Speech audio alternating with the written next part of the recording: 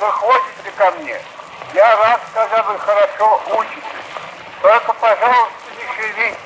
А то есть такие, что не слушают, а только сами шевелят. А то, что я вам говорю, нужно для вас будет. Вы помните, когда уж меня не будет, что старик говорил нам добро. Прощайте, будет. Queridos amigos, a pesar de mi interés y estudio y conocimiento del idioma ruso y de la cultura rusa, no tengo ni idea de lo que ha dicho el audio. Mi nivel de ruso no da para tanto, pero es la voz de Lev Tolstoy, con lo cual ya es lo suficientemente emocionante. Creo que es de los personajes más conocidos de los literatos del siglo XVIII y XIX, novelista, dramaturgo, ensayista, una persona muy controvertida porque tuvo unas ideas muy extremas, quizás en algunos momentos de su vida muy extremas, pero fantástico. Espero poder transmitirles la pasión del personaje. Siempre que buscamos información... Pues, Спасибо, ребята. Вы ходите ко мне. Esto no estaba programado, pero no pasa nada. Un apoyo para los investigadores, cuando necesitas un dato mínimo o una cosa de esas, por supuesto, es la Wikipedia. No se la recomiendo a nadie, porque pone una serie de cosas que no sé. Claro, ahora cualquier chiscarabis pone unos datos, viene otro, lo lee, lo copia y ya lo convierte en acto de fe, y no puede ser. Entonces, cuando uno busca información de Lev Tolstoy, eso se me olvidaba.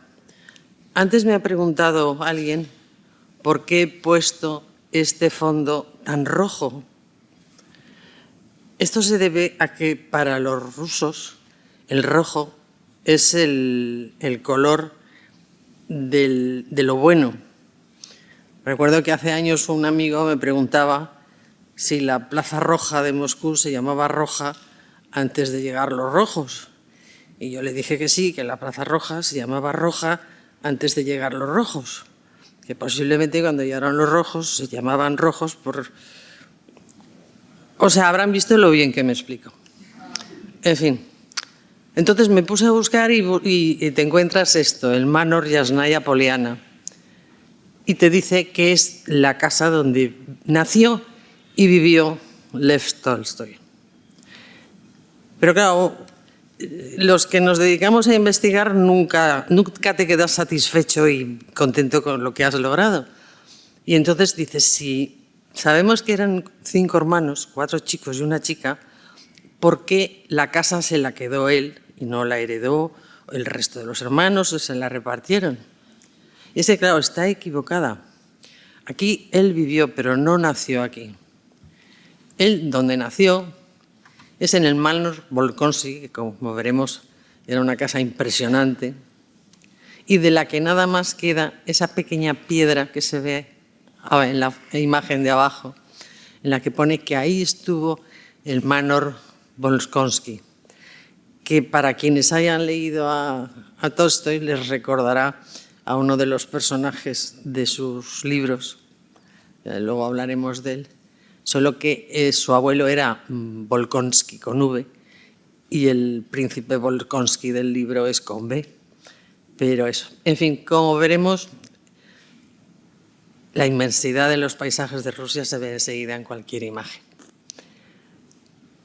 Así pues nació Tolstoy aquí.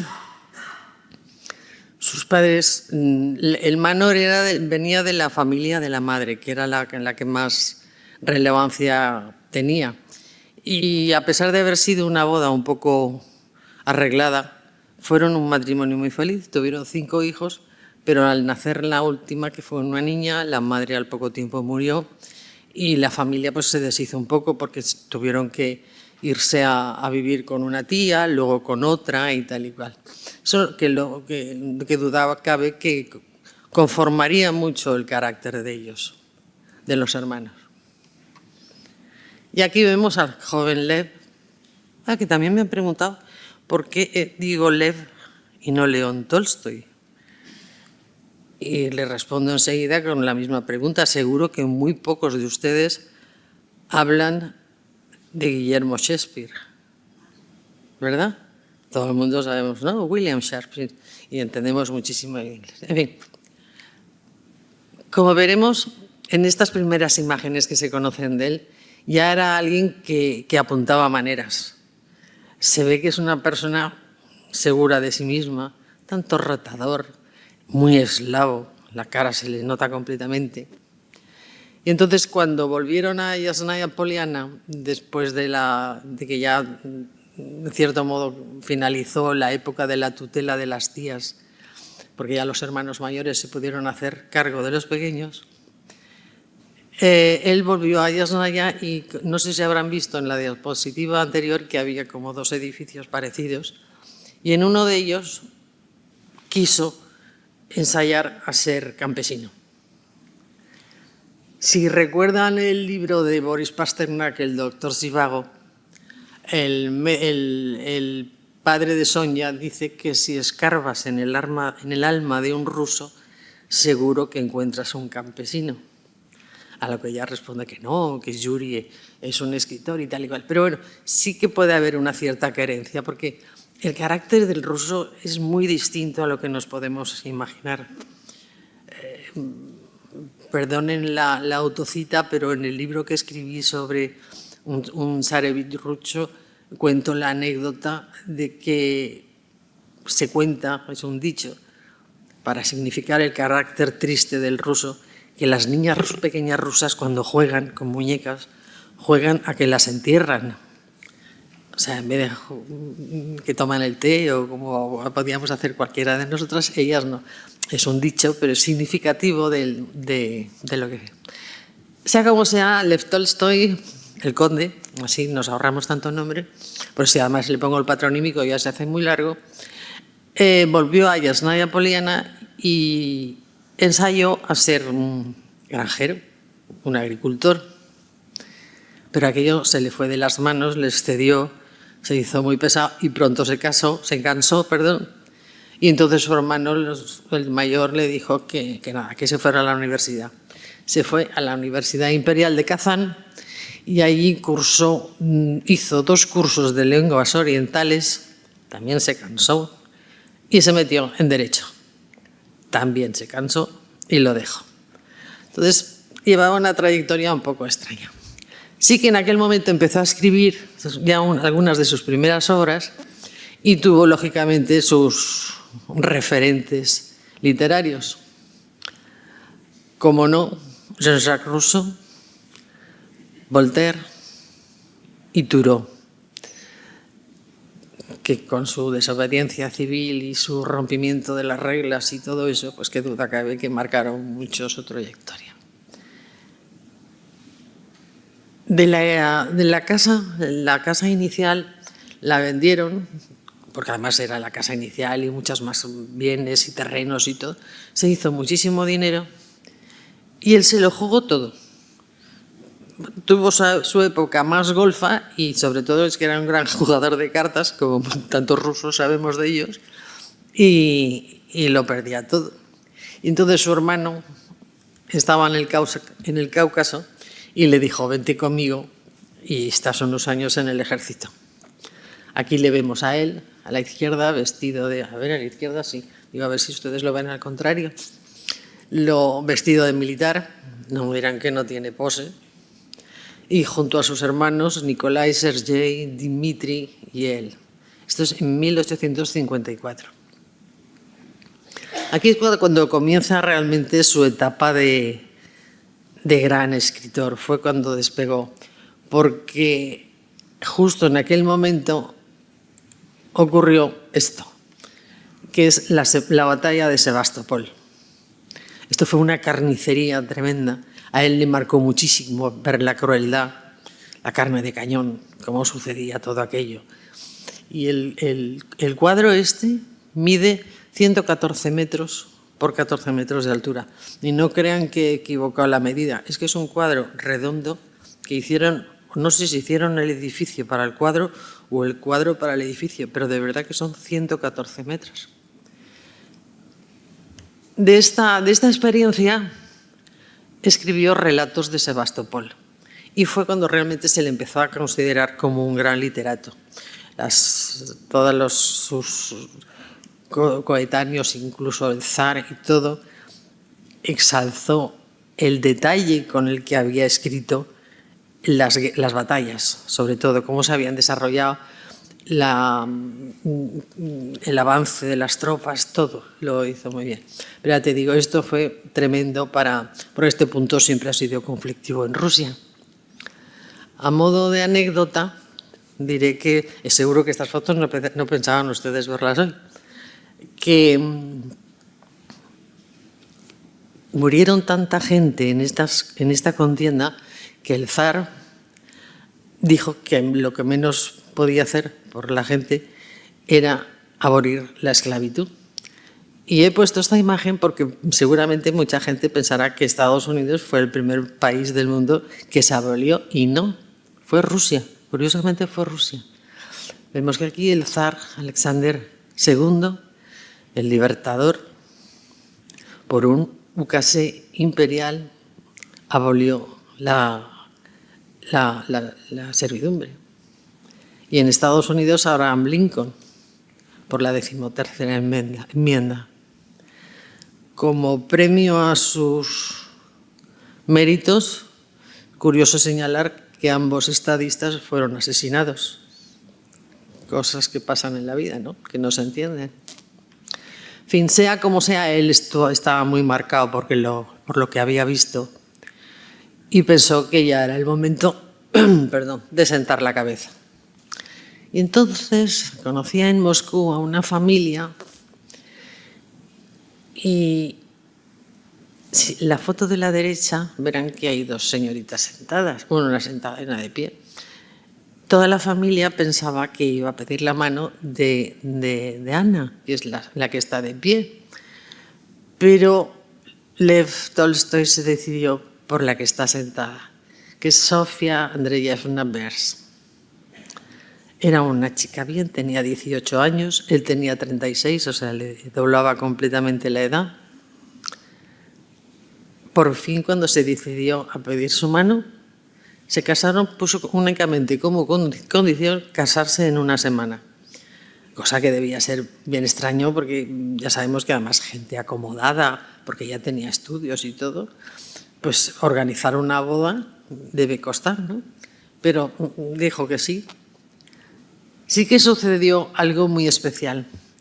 Y es que como él había tenido tanta vida así folclórica, digamos, la noche antes de la boda fue a su casa, fue a buscarla y le entregó sus diarios. Él desde joven había llevado diarios, tenía esa costumbre. Y parece que en dichos diarios no había obviado detalles. Y ahora va todo. La impresión que le debió causar a ella, pues, podemos imaginar que sería tremenda. Incluso se dudó si se casaría o no, pero ella dijo que sí. Se ve que era una mujer valiente y dijo que sí. Y entonces se casaron, como él era un noble, en la Catedral de la Anunciación, en el Kremlin de Moscú, el 23 de septiembre de 1862. Y aquí pasamos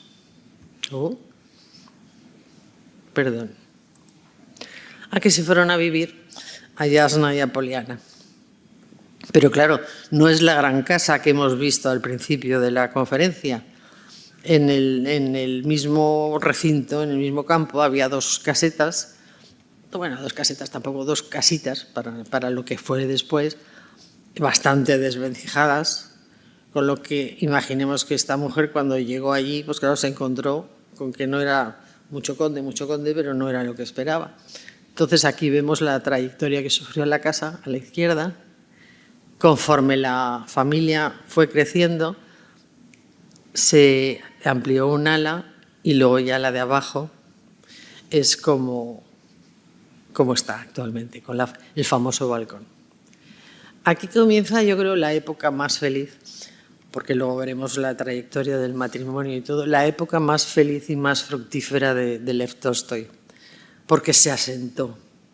O sea, después de decidir casarse, la catarsis moral que fue el entregarle a su mujer los diarios, que era como un poco un rompimiento con lo que había sido su vida hasta ese momento, era un cambio tan total que se tranquilizó y se dedicó a escribir. Afortunadamente para nosotros, claro. Aquí vemos, este cuadro es una preciosidad, el matrimonio tuvo 13 hijos. De los 13 vivieron 8. Y pues eso, formaron una familia estupenda. Ella se dedicaba a todo. No lean, porque se va a hablar mucho de Sofía de Vers o Sofía Tolstaya. No lean, por favor, mi relato como un signo de feminismo del que se suele llevar hoy en día. Todo lo contrario, nada más alejado de mi pensamiento. Pero es que fue una persona de gran valía y significativa en la vida del escritor. Como digo, estos primeros años fueron su etapa más feliz. Y sí señalar que eso que hay en el centro es un diario.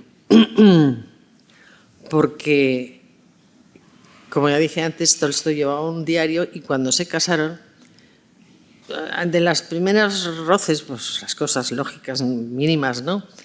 Tomaron la costumbre los dos de hacer un diario, cada uno por separado, pero lo dejaban en un sitio en el que el otro lo pudiera encontrar y leer. Y así pues se ahorraban, pues tú has dicho, pues tú dijiste, pues no sé qué, iban más a lo que cada uno sentía interiormente de verdad. Hago hincapié en ello porque los diarios tuvieron una trascendencia tremenda en la historia. A modo de detalle también, esta diapositiva es el sofá. El sofá es famosísimo, lo ven ustedes como está ahí arriba, se puede ver hoy en día en Jasna y Apoliana, porque es que se da la circunstancia que en ese sofá nació Lev Tolstoy y sus 4 hermanos. Pero es que en ese sofá dio a luz Sofía a sus 13 hijos. Y como verán en la imagen de la izquierda está ahí comparado porque está en el despacho del escritor, que también tiene mucha gracia porque en todas las imágenes se le ve sentado con lo grandote que era o lo grandote que nos lo imaginamos, en una silla pequeñita, pequeñita y bajita, y dices, qué lástima que no fuera más un sitio de más empaque. Y es que era tremendamente miope y toda su vida se negó a ponerse gafas. Con lo cual, claro, quería una silla pequeña para estar muy cerca a la cabeza de la mesa y no tener que levantar el papel. En fin, el sofá, como digo, tiene muchísima relevancia. Este es el pomo del sofá y el dibujo es un dibujo del gran Ilya Repin en el que también lo dibuja en el famoso sofá. Bien, esto era una anécdota. Llegamos al momento, uno de los momentos cumbres en la vida de Tolstoy. La guerra y la paz. Seguramente les extrañará que lo titule así con artículos, pero es que en principio se llamó así, La guerra y la paz. Lo que pasa es que luego se lo quitó y lo dejó solo en Guerra y paz. Se publicó en fascículos, como era costumbre entonces, porque los editores no se arriesgaban a publicar un libro que no supieran que era un éxito. Entonces se publicó entre 1865 y 1869. O sea, imagínense 4 años para saber el desenlace de una obra y quién se ha matado y quién no ha muerto y el chico estará vivo o se casará con no sé quién. O sea, muy eso. La obra tiene 500 personajes, luego es un libro coral muy amplio y 1800 páginas. La fotografía, la imagen del centro, es que se sabe, porque está en los diarios, por eso he hablado antes de la importancia de los diarios de ellos, que hasta esa época Tolstoy tenía una letra enrevesada a más no poder y el editor del periódico no la entendía. Y entonces todo lo transcribía Sofía. Y Guerra y Paz la copió 7 veces. O sea, imagínense ustedes el trabajo y la valía de esta mujer, porque esto no es trabajo baladí. Esta obra le colocó ya a la cabeza de los escritores de su tiempo. Lo valoraron muchísimo y pues qué duda cabe que a él eso ya no es que le enorgulleciera, sino que conforma mucho el carácter de una persona, la posición, saber que has gustado tantísimo, ¿no? Por hablar del libro, me imagino que ustedes se acordarán un poco de la historia. Rusia venía de bastantes derrotas, la primera en Austerlitz, que aquello frente a Napoleón, por supuesto, las tropas. Después la batalla de Voronezh. Es que ha cambiado un poco el formato y no tapan la imagen las fechas, pero bueno, da igual, eran informativas. ¡Uy! Perdón. Entonces la batalla de Borodino. Aquí he tenido un problema que es curiosísimo, y es con los acentos. Porque yo siempre he dicho Borodino y en muchos sitios he visto escrito Borodino. He ido a páginas rusas, allí lo ponen con acento, sin acento, o sea, cada cual lo interpreta de una manera. No piensen que es que son equivocaciones mías y me he comido los acentos, o sea, libre albedrío cada cual. En la guerra de la Gran Armée, al mando del zar Alejandro I, contra el gran Napoleón Bonaparte, y aquí es cuando surge, cuando más conocimos la figura del gran militar que fue el general Kutuzov, que aquí está muy favorecido el pobrecito mío porque le faltaba de todo. O sea, lo ven que lo está de lado porque así no se le ve que le faltaba un ojo. Había participado en tantísimas batallas que el pobre estaba muy deteriorado. Pero todo fueron derrotas de Rusia, hasta que ya sabemos que fue el Kutuzov quien dejó avanzar a las tropas francesas, y es el que inventó lo del general invierno. Aquí vemos la derrota, por fin, la derrota del gran Napoleón, el incendio de Moscú. Y el cuadro, esto debe ser una versión francesa, porque es muy bonito, la luz como ilumina el caballo blanco y Napoleón saliendo de Rusia, rodeado, acompañado de sus tropas. El cuadro de abajo es menos épico porque ya Napoleón va en una especie de trineo, que es más lógico que saliera así, pero en fin. El éxito del libro, ya digo, fue tremendo. O sea, se le consideró la crítica, sus coetáneos, los escritores, todo el mundo respondió. Fue su primera gran obra. Y ahora llegamos a un momento en que debería haber aquí fanfarrias, trompetas y de todo, porque es muy especial. Si yo dijera que íbamos a hablar de un libro que se llama Dos matrimonios, seguramente a nadie de ustedes les llamaría la atención. Sí, si les digo que ahora llegamos a Ana Karenina, la locura del libro. Es una lectura que debería ser obligatoria. Yo creo que nadie en este mundo se puede morir sin haber leído al menos una vez Ana Karenina. O sea, debería estar prohibido no leerla. Se daba el caso que desde la mitad del siglo XVIII, ahora la sociedad se ha vuelto muy meliflua. Es un término que me encanta, lo veo tan de moda y tan cursi, meliflua. Porque esto no se puede decir, lo otro no se puede decir, pero qué duda cabe que hubo una pasión en ese siglo por las grandes adúlteras, digámoslo como debe ser. Se había empezado con La letra escarlata, que es una historia muy cruel de una mujer que tiene un hijo y jamás delata quién es el padre, y el pueblo, un pueblo de sus perdidos, la obliga a llevar una letra A escrita en el pecho.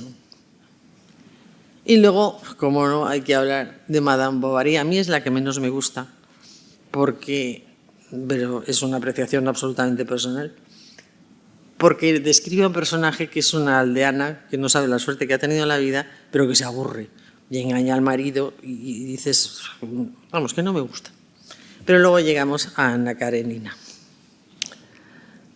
Ya digo que comienza el libro que dice, epígrafe de Romanos 12, 19.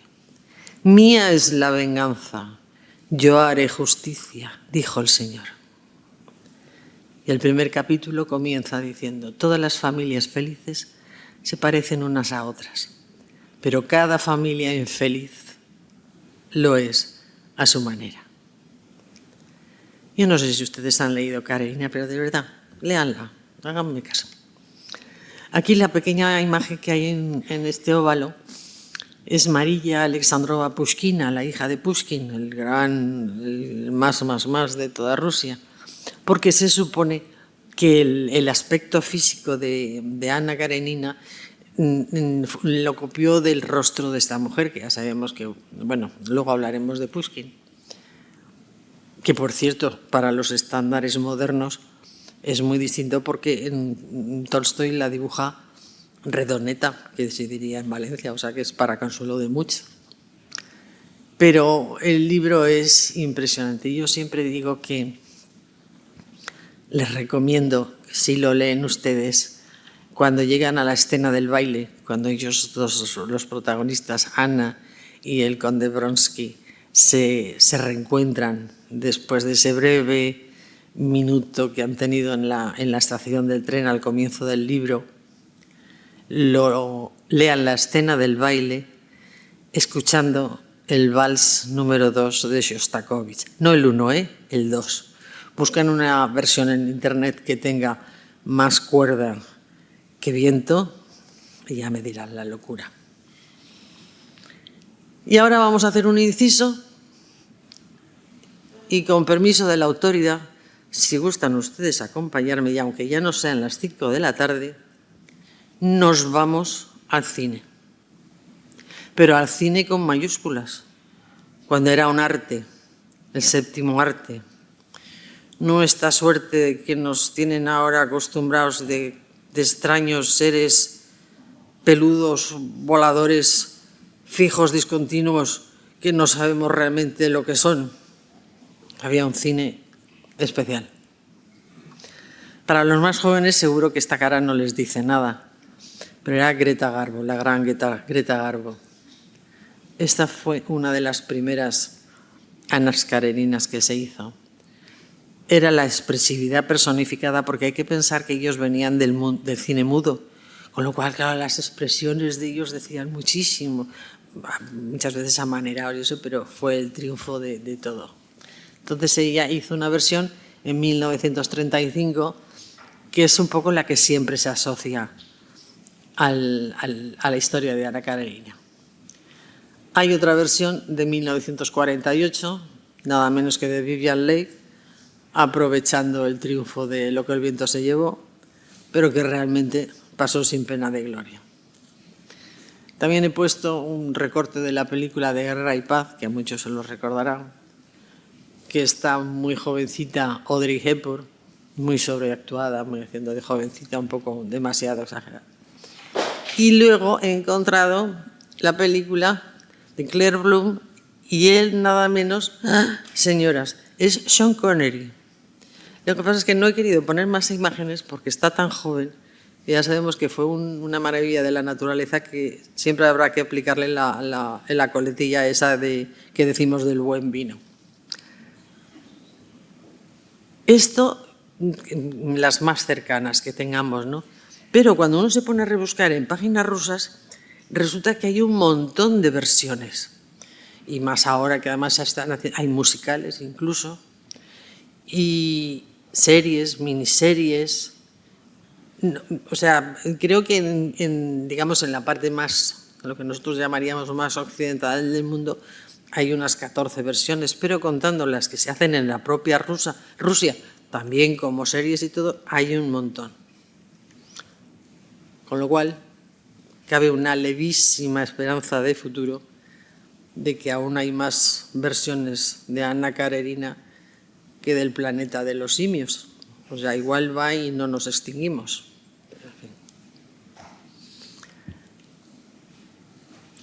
Antes de que se me olvide, Lev Tolstoy era un gran jugador. de ajedrez. Aquí vemos el ajedrez que está ahí en su casa, que se ve que es el original, porque era una casa que piensen que los 8 hijos que sobrevivieron se quedaron a vivir con ellos y que luego además allí en aquella casa acudía todo el mundo, había grandes reuniones, no fiestas, no me refiero a fiestas de los que nos imaginamos de la aristocracia, sino reuniones familiares, comidas, cenas, todo. Aquí vemos, pues eso, los tés en el jardín, siempre presididos por el samovar, tenían servicio, lógicamente, porque a la amortización de los pobres siervos se convirtieron en sirvientes, o sea, les daban unos pequeños cópex, pero había que alimentarlos y cuidarlos igual que se hacía antes con los siervos. Y ahora estoy cierta, segura y convencida que se preguntarán ustedes, habiendo visto estas mesas y todo, ¿qué se comía en Yasnaya Poliana? ¿Qué le gustaba a Lev Tolstoy? Pues verán, vamos a ello. ¿Ven el árbol, la imagen de la izquierda, perdón?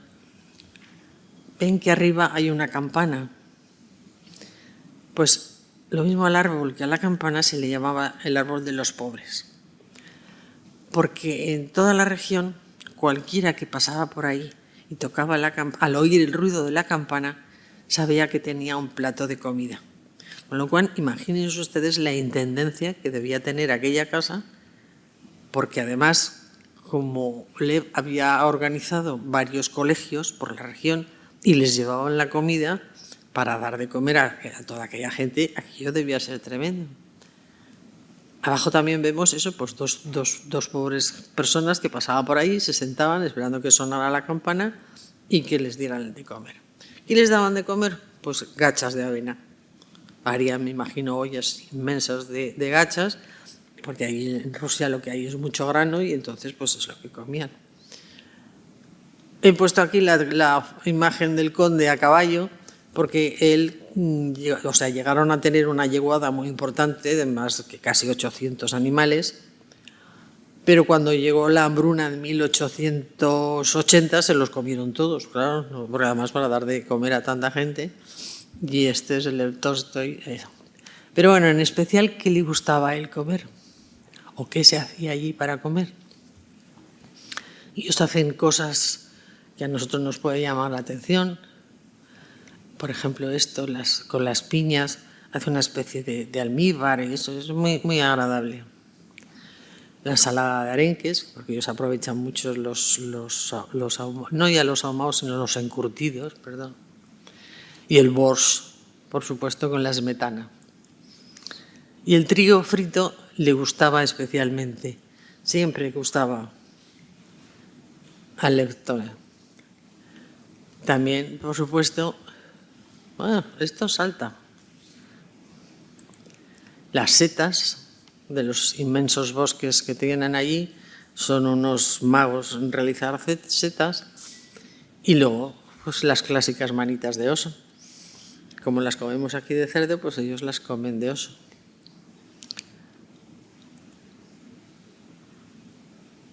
Perdón, no sé por qué esto me salta.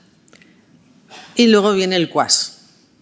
El kvass era la bebida nacional antes que el té, y es unas cosas raras, sobre todo para nosotros, porque era el pan de centeno, lo meten, porque eso todavía se hace, lo meten en agua, lo cubren con una gasa, lo dejan en un rincón oscuro y eso fermenta. Ellos dicen que el proverbio ruso dice, al igual que con el pan, nunca te puedes aburrir de comer kvass, porque lo consideran tan alimenticio que es más eso, un alimento que una bebida. Pero realmente es raro, ¿no? Porque el pan no se lo come. Toda esta historia de la comida ha venido a cuento porque después de escribir Ana Karenina, Tolstoy tuvo un bajón emocional muy fuerte. Tuvo una especie de regresión o de vuelta a un misticismo muy importante, Y de pronto se convirtió en vegetariano. Pero claro, un vegetariano tremendo. Y dejó de comer todo lo que hasta entonces se hacía. Realmente lo que hizo fue crear una especie de secta, de religión, como se quiera llamar, porque empezó a tener adeptos, muchísima gente fue a él. Y entonces, a partir de entonces, él comía siempre solo, en la imagen que se ha colado antes, porque vemos en las dos imágenes que está con gente que está comiendo él, pero los demás no comen, sencillamente le acompañan. Me imagino que esto sería un enredo tremendo porque además 2 de sus hijas, de los 8 hijos que le sobrevivieron, eran 5 varones y 3 hembras. Y de las chicas, 2 de ellas se hicieron también vegetarianas. Porque así como los chicos en todo apoyaban a la madre, las chicas, como suele pasar muchas veces, eran locura para con el padre. Una vez situado ya en su entorno, sabemos, por ejemplo, tantas opiniones como hemos oído de los libros de Tolstoy y todo. Pero se me ocurrió pensar que sería interesante saber lo que él opinaba de sus coetáneos. Por ejemplo, de Pushkin, el gran Pushkin. En Rusia todas las plazas se llaman Pushkin, todas las estatuas son de Pushkin, no se pueden imaginar lo que es. Y a Tolstoy no se llegaron a conocer, por supuesto, no fueron coetáneos, sí de siglo y de ámbito literario, pero no en vida. Pero la obra cumbre de Pushkin es Eugene Onegin, y la encontró demasiado débil e imita a Shakespeare. Realmente Lev Tolstoy despreciaba absolutamente a Shakespeare, es muy curioso. Escribe poemas de amor y a menudo muy indecentes. Y además, al colmo para él, es que sabemos que Pushkin murió a consecuencia de un duelo. Claro, para un defensor de la naturaleza total como él se había vuelto, tienen ustedes que pensar que no mataban ni las moscas. O sea, la casa se llenó una vez de cucarachas y él dio orden de que no se tocaran. No querían, la muerte no, por eso dejó de comer carne, para no tener que matar a un animal y comérselo. Qué sustos me dan.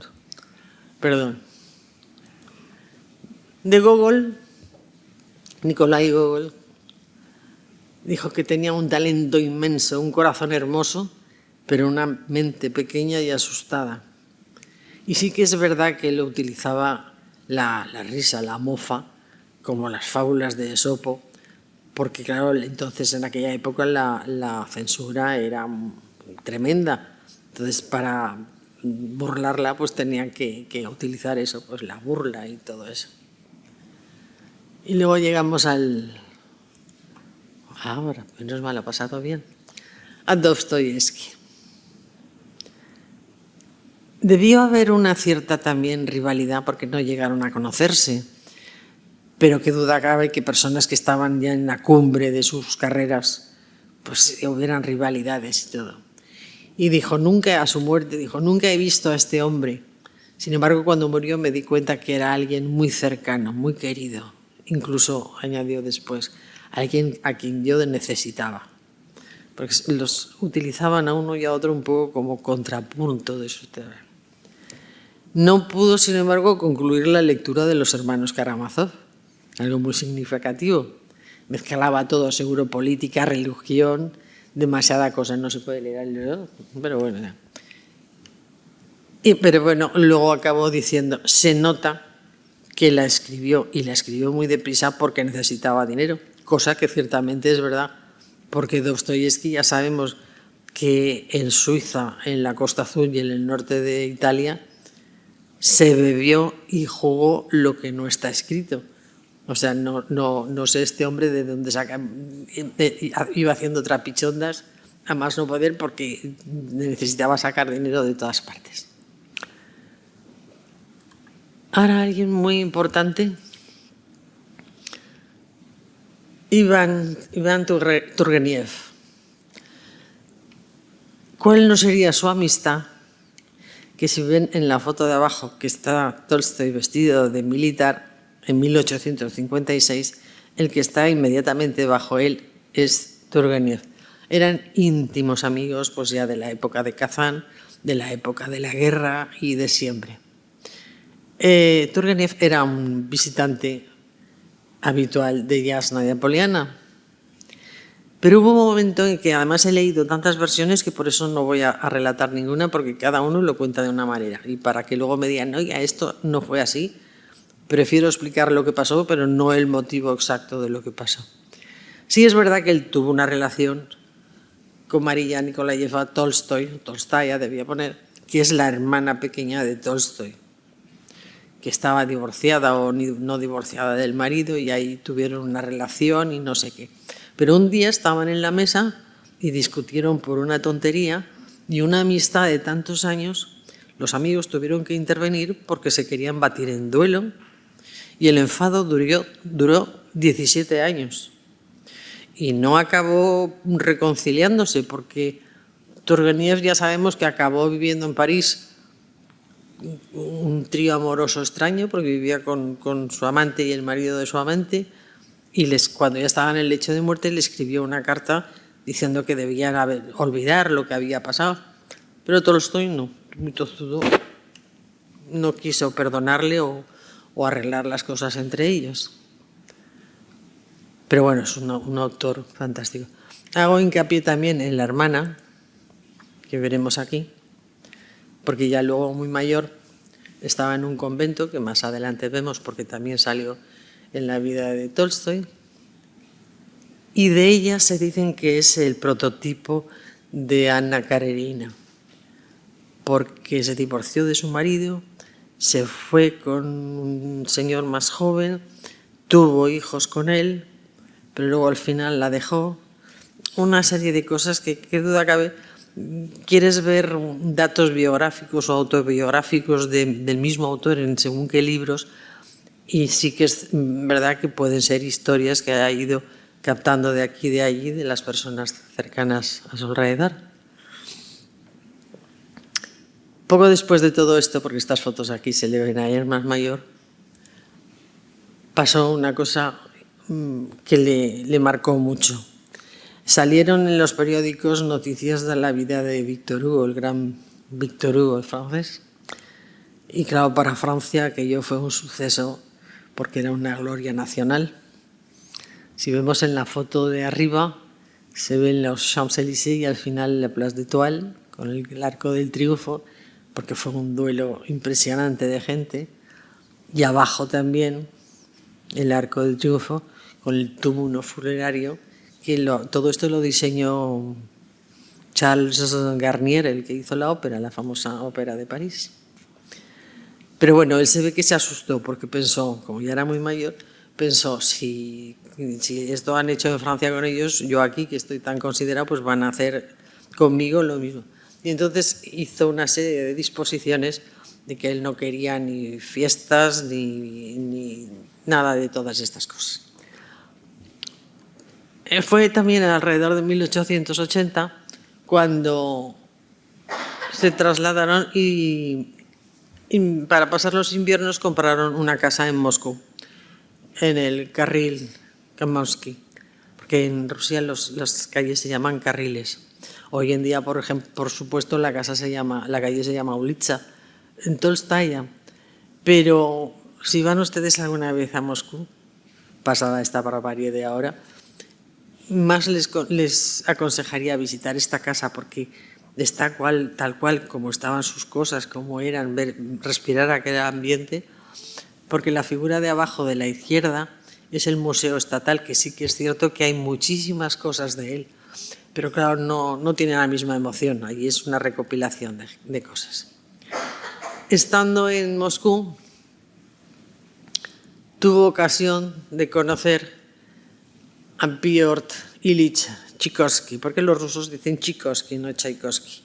Nosotros tendemos a cambiar, es como cuando decimos Chopin y no, los polacos dicen Chopin.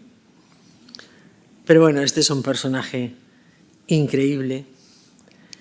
Él decía, Tolstoy, que le encantaba, se emocionaba hasta la lágrima al escuchar a Beethoven y tocaba muy bien el piano. Y les presentó el pianista Nikolai Rubinstein.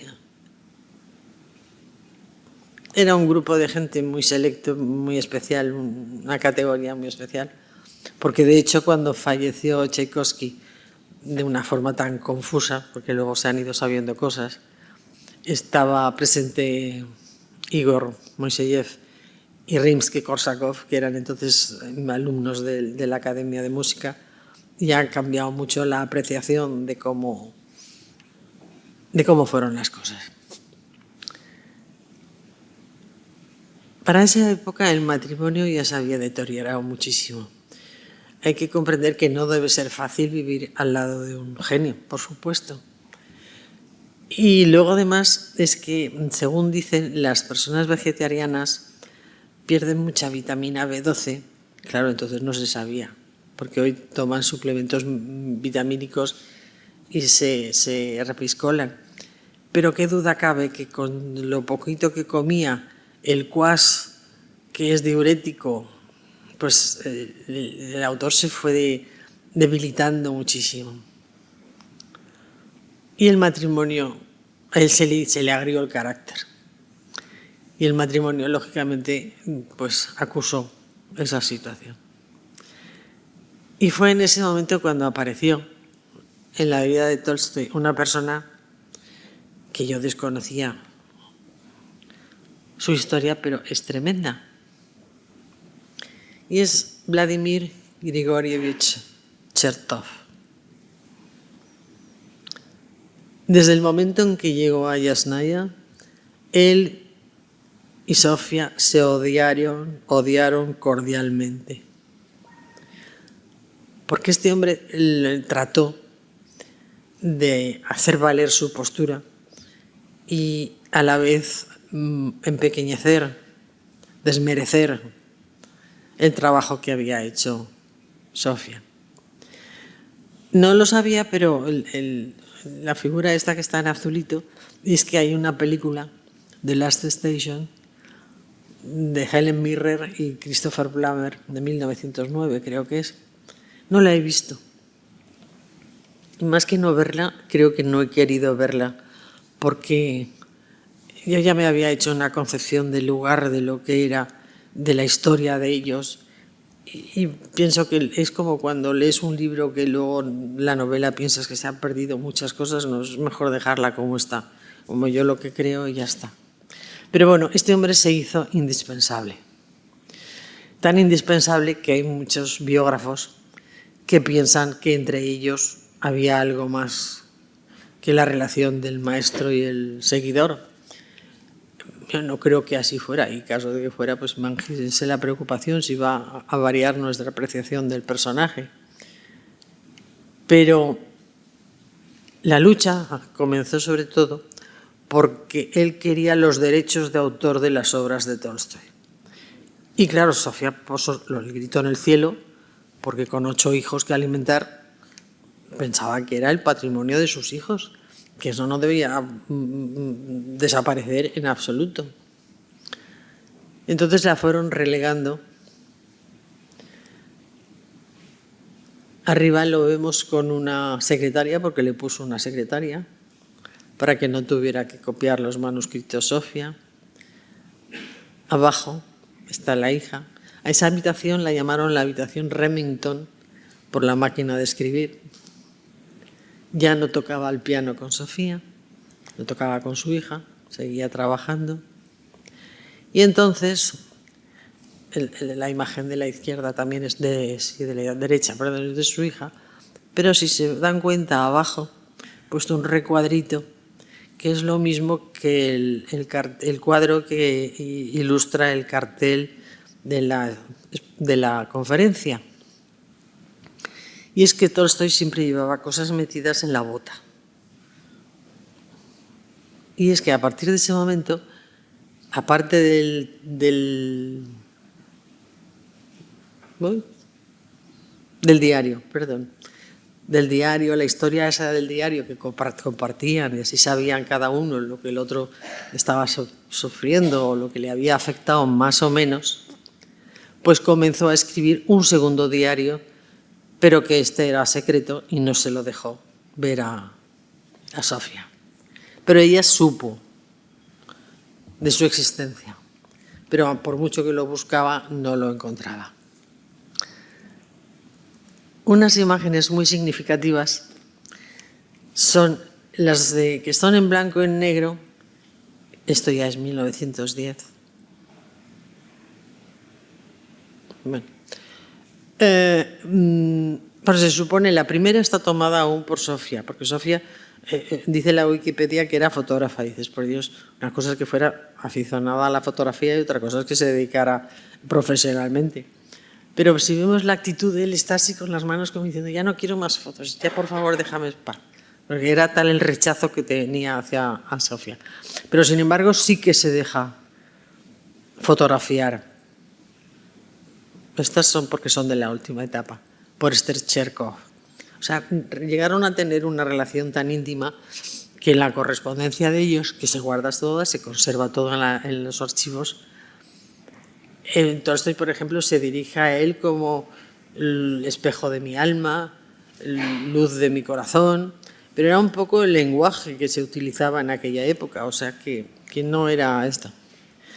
Sea como sea, a Sofía que la dejaron arrinconada y entonces sucedió una cosa muy curiosa. Tolstói, como venganza a todos los problemas que tenían en casa, escribió la sonata a Kreutzer. Es una novela corta, pero que es la historia de un marido que se entera que su mujer le engaña y la mata. Sergei Ivanovich Taneyev era un pianista asiduo a la casa y una visita amigo de los dos. Pero cuando empezaron a dejar de lado a Sofía, ella dijo que quería tomar lecciones de piano y tal y cual, y sí que vemos en esa foto que le pone ojitos, pero tampoco se llegó a pensar, pero además luego se ha sabido que este señor pues tenía otros intereses. Pero en fin, que pese a lo mal que se llevaban, Tolstói llegó a sentir celos de ella. 1900 comienza con un suceso importantísimo, y es que con sus prédicas antirreligiosas profundamente negaba los sacramentos. Bueno, quiso ser revolucionario. Y realmente, ya lo he dicho antes, tenía muchísimos seguidores. Pero entonces tal fue como se metió con la Iglesia, que la Iglesia lo excomulgó en 1900. Esto vemos panfletos que lo representan a él como el demonio y censuraron muchísimas obras. Tanto es así, por ejemplo, que en Estados Unidos Roosevelt prohibió la entrada de sus obras por correo. O sea, censuraban el correo que llegaban eso fue tremendo. Aquí vemos la fotografía de la izquierda, es que había un cuadro que le representaba, un cuadro que le había pintado Ilya Repin, y estaba en la exposición del Museo Teterakov, y lo descolgaron el cuadro. Claro, imaginemos lo que debió ser, ¿no? Aquello físicamente le impactó mucho. Para recuperarse, se fue a Crimea, también otra región buena, a casa de la condesa Sofía Vladimirovna Panina, alguien también de ideas tan revolucionarias que le llamaron la Condesa Roja. Pero como había pasado con tantas otras personas, esta era una mujer de una familia que medio Moscú eran de ellos, tenían unas propiedades inmensas, una fortuna enorme, y fue profundamente revolucionaria y antimonárquica y todo. Pero cuando surgió la revolución en el 17 y en el 18, afiliada al partido, le dijeron que donara todos sus bienes para la causa y claro, ella dijo que no cogió todos sus bienes y se fue a Estados Unidos a vivir. Pero bueno, aquí pasó que ya estaba débil Tolstoy, pero estuvieron una temporada y vemos en la foto de la derecha, que se fue al mar y cogió una pulmonía. Lo cuidaron muchísimo, estuvo muy bien atendido, incluso fue a verle su hermano. Y aquí pasa una cosa que no lo acabo de entender y no he encontrado ninguna referencia a ello, y es que le vemos a él con la cabeza vendada. O sea, no sé si es que se llegó a caer en algún momento, pero bueno. Aquí Sofía decidió que ya estaba bien de tanto vegetariano y tanta cosa, y entonces ordenó en cocina que le pusieran caldo de carne, que le pusieran trozos buenos de carne en las sopas vegetarianas. Claro, Tolstoy dijo que le gustaban mucho más las comidas que hacían allí que le dieran la receta, con lo cual su mujer se enfadó muchísimo porque, claro, parecía que es que no había sabido hacerlo, ¿no? Aquí recibió visitas de muchos de sus amigos coetáneos, nada menos que de Máximo Gorki, Anton Chejov. Arriba vemos al pintor Ilya Repin, que era el pintor de cámara de corte, tiene unos cuadros maravillosos. El pequeñito es que no sé si se ve el punzón, no. El pequeñito son ellos dos desayunando en Diosna de Poliana y el cuadro que está. Y abajo le vemos posando para Pavel Trubetskoy, que también las últimas imágenes de la dinastía Romanov las hizo él. Y cuando está posando aquí, lo que vemos al lado, eso, que el otro día no sé quién me dijo que estaba en el Museo d'Orsay en París, pero yo no recuerdo haberla visto allí. Pero es una escultura que tiene un carácter tremendo. Aquí vemos porque Chejov se hizo cargo de toda la correspondencia de Tolstoy. Y él se escribía con George Bernard Shaw, con el zar Nicolás II, con Mahatma Gandhi, que en aquel momento estaba en Sudáfrica, con Rilke. Y pongo estas dos imágenes para que se vea lo deteriorado físicamente que estaba. Por entonces tenía 83 años, pero claro, no eran los 83 años de hoy en día, sino de aquella época, y estaba muy mal. Abajo hay una cosa graciosísima, rebuscando en los archivos estatales rusos, de pronto me sale la carta del valenciano Felipe Puig Rivera, fechada el 28 de agosto de 1908 en Torrente. Y el señor de una fábrica de chocolates y almidones. Y le escribe a Tolstoy, sencillamente este señor de Torrente, se ve que era buen lector, y le escribe, y es la carta, está entera y se puede leer en los archivos. Lo trata como hermano, mi querido hermano, te venero, no sé qué, no sé cuántos, tus enseñanzas me han llegado al alma, bueno, es muy bonito todo lo que pone. No he olvidado, para quienes conocen bien la obra de Tolstoy, hablar de Resurrección, que también fue una obra emblemática, pero está ya de muy al final, porque era del 89, que dos detalles de la obra. Una es que en 1909 se hizo una película muda, por supuesto, de 15 minutos de duración, que la hizo David Griffith, el mismo que hizo luego El nacimiento de una nación. Pero me imagino que eso les dejaría pues un rédito de royalties y de cosas de los que aún surgió más problema entre Sofía y Chejov. La historia es un juicio en el que de pronto uno de los jueces se da cuenta que la encausada que está acusada de asesinato es una chica que él conoció siendo joven, que estuvo con ella, la chica tuvo un hijo y la abandonó y tal y cual. Entonces siente la culpa, se siente culpable de la trayectoria que ha tenido esta pobre mujer. Y fue, la fotografía de abajo es Tolstoy y su abogado Anatoly Koni, que fue el que le contó la anécdota en sí, que había estado en un juicio y había visto y esto y tal y cual. Y ahora pasamos a una de esas cosas que no se entienden en la vida, que es el premio Nobel. Desde 1902 a 1906, Tolstoy fue nominado 6 ocasiones para el premio Nobel. Nunca se lo otorgaron, ni aun de forma póstuma.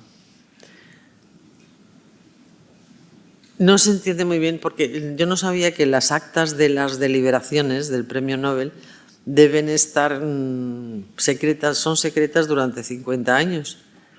Es como el informe Warren, ¿fue el informe Warren? Que verán 100 años. Pues estas 50, lo que pasa es que luego siempre hay filtraciones y hay cosas, ¿no? Pero hubo un año, por ejemplo, que se sabe que premiaron a un escritor diciendo que era el menos malo que se había presentado, con lo cual ya es poca recomendación. Pero bueno, entre los que están que no se comprende, pues fue, por ejemplo, Émile Zola.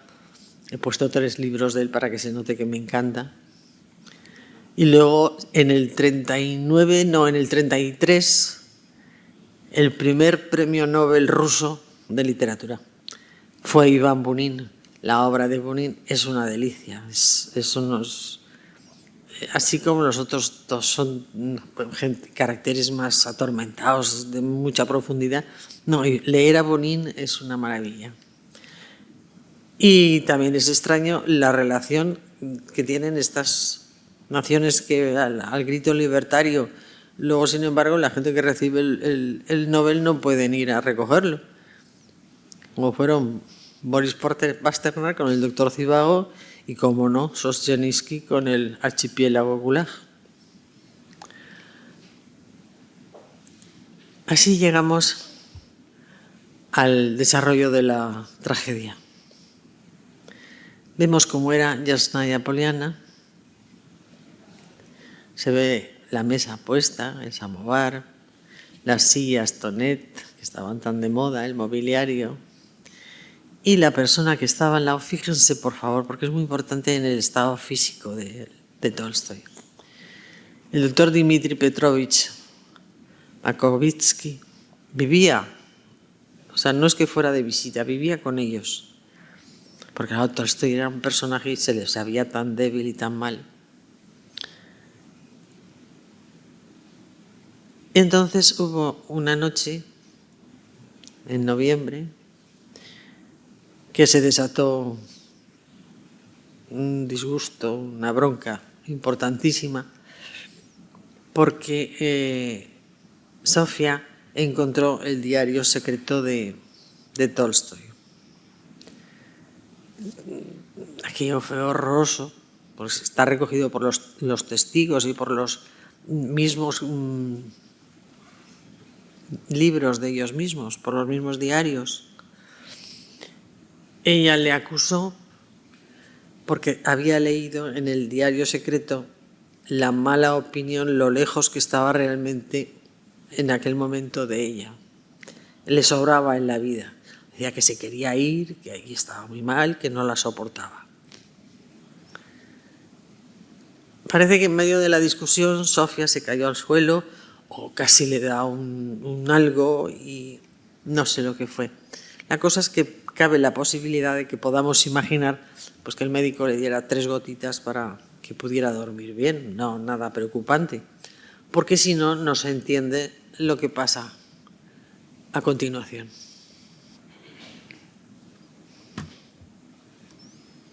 Oh, he perdido el ratón.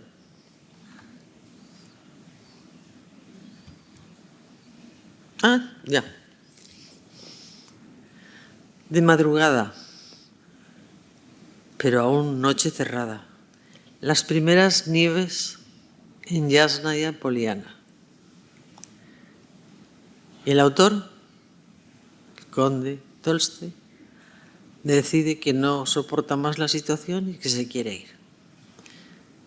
Despierta a su médico y le dice que haga un paquete con 4 cosas y que meta 3 camisas y 4 cosas de comida y que se van. Por eso he hecho tanto hincapié en el aspecto físico de Tolstoy, porque podemos imaginarnos que el médico no querría que el paciente abandonara la casa estando en el que haya estado, pero claro, cualquiera se oponía o le llevaba la contraria, ¿no?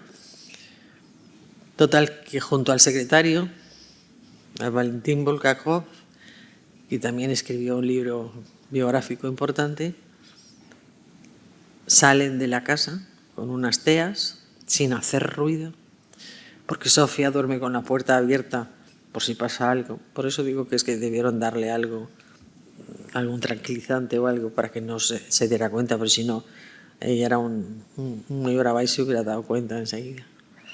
Se van a la estación de tren, que es esa imagen que hay, y se suben a un tren. Realmente no llevaban un destino preestablecido, pero primero fueron al monasterio de Óptima. Óptima era un monasterio masculino, de triste, de infausto recuerdo, porque aquí años más tarde estuvieron encarcelados 5.000 oficiales polacos que luego, junto a otros 15.000 o más de 15.000 civiles y también militares, fueron masacrados en Katyn. Aquí pidió permiso para entrar porque, claro, el recinto es a modo de un Kremlin, con muchas edificaciones y muchas iglesias, y era nada más el monasterio para hombres. Y tenía una hospedería muy grande y ahí pasaron una noche, pero él pidió permiso para entrar porque, claro, al estar excomulgado, sabía que la iglesia le podía cerrar las puertas. Pero en aquel momento la iglesia le dijo que sí, que podía estar el monje, no recuerdo el nombre del monje, le dijo que sí. De allí se fue al monasterio de Chamordinsk y aquí estaba la hermana, la que hemos visto antes, Marilla, que lo acogió en su casa, durmieron una noche. Y aquí se sabe por los diarios del secretario que la hermana le convencía y trataba de decirle que había hecho muy mal de irse de su casa, que tenía que volver, que dónde iba mejor hasta que estar allí y que sobre todo tenía que reconciliar su espíritu, su alma con Dios. La verdad es que él entonces empezó a dudar si toda su trayectoria de descreído había sido adecuada y había sido oportuna, ¿no? Y entonces la hermana le dijo, llama a un sacerdote. Pero en ese momento entró la hija que había acudido y le dijo, papá, vámonos enseguida porque mamá se ha enterado de dónde estamos y viene a buscarnos. Esto es literal, escrito por ellos mismos. Subieron al tren, empecinado él en vivir en pobreza y evitar los lujos y cosas de esas, se subieron a un vagón de tercera, desvencijado completamente, entraban unas corrientes de aire horrorosas, llenos de gente, y se constipó. Se le agravó mucho, tenía los pulmones muy encharcados, y llegó un momento que el médico dijo, no puede seguir. Y entonces pararon en la estación de Astapovo. Allí el pobre hombre, el de la estación, claro, estaba sorprendidísimo, no sabía qué hacer con semejante personaje, porque enseguida dicen que le preguntó, ¿pero usted quién es? ¿De qué vive? Y Lev Tolstoy le dijo, soy escritor y vivo de lo que escribo. Y entonces le preguntó el nombre y es cuando le sonó.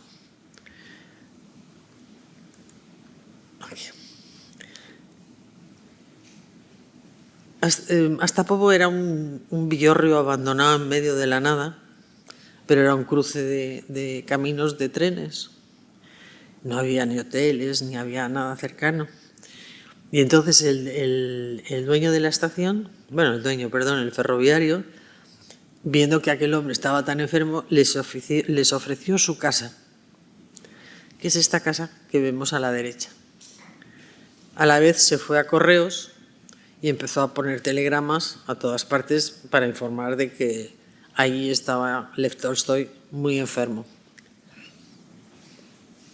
Aquello se empezó a llenar de gente Tanto es así que como allí estuvo 7 días, se creó un campamento, pero de verdaderas tiendas de campaña alrededor, llena de periodistas, camarógrafos o camerógrafos, como se diga, de los que había en aquella época.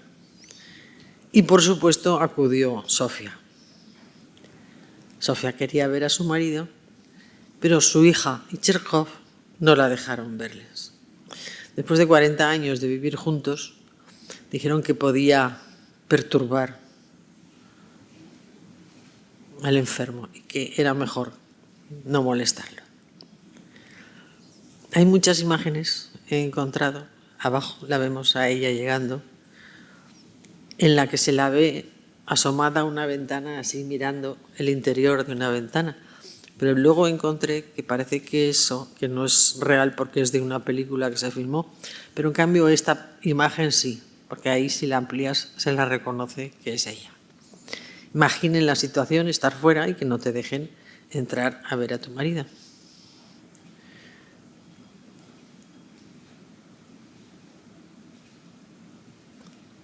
Ella alquiló o habilitaron un vagón de tren y en él vivía, porque ella sí llevó un sacerdote, ortodoxo por supuesto, para que diera auxilio al espíritu, al alma de Tolstoy, pero claro, no los dejaban entrar. Hasta que llegó un momento en que ya se vio que el escritor entró en coma y entonces sí que la dejaron entrar. El momento debió ser patético, ¿no? Y así murió Lev Tolstoy en la perdida estación de Astapovo, después de 10 días de haber salido de su casa sin saber para qué. El reloj, la estación hoy en día se llama Estación Lev Tolstoy y el reloj está siempre detenido a las 6:05, que es la hora en que fallecía Tolstoy. Él, que no había querido entierros ni nada, pero claro, aquello fue multitudinario. Llevaron el féretro hasta el tren, descubierto, como es costumbre en Rusia, lo llevaron hasta el tren y de allí lo llevaron y pasó una noche que lo velaron en Yasnaya Poliana, la última vez que estuvo en su casa, y luego ya lo enterraron conforme él había mandado.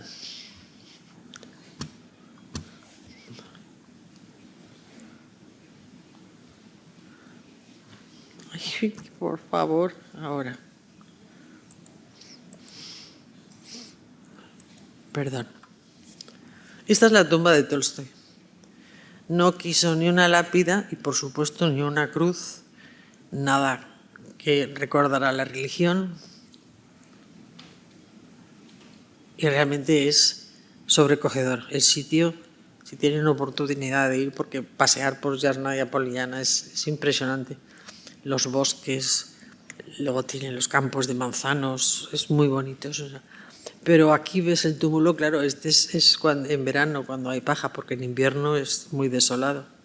La imagen de abajo es una cosa de esas que tiene la historia, porque la ciudad fue cercada en el 39 o en el 41 por tropas nazis, y el bosque al lado de la tumba de Tolstoy lo utilizaron como cementerio de la oficialidad de las tropas nazis.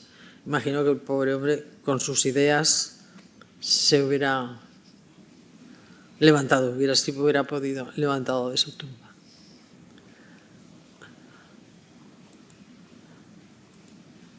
Y este es el final de la historia de Lev Tolstoy. Y la fotografía pequeña es que cada 2 años se reúnen parte de los 350